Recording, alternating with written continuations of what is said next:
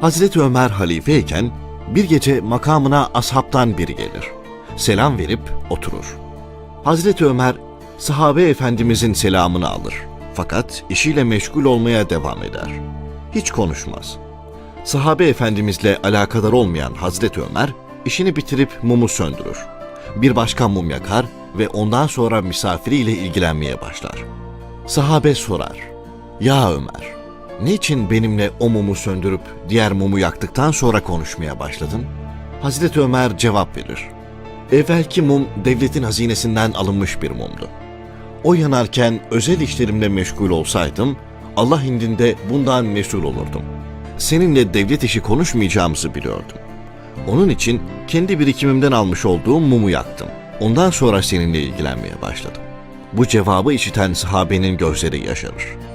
Ellerini kaldırarak şöyle dua eder: "Ya Rabbi, Hattab oğlu Ömer'i bizim başımızdan eksik etme.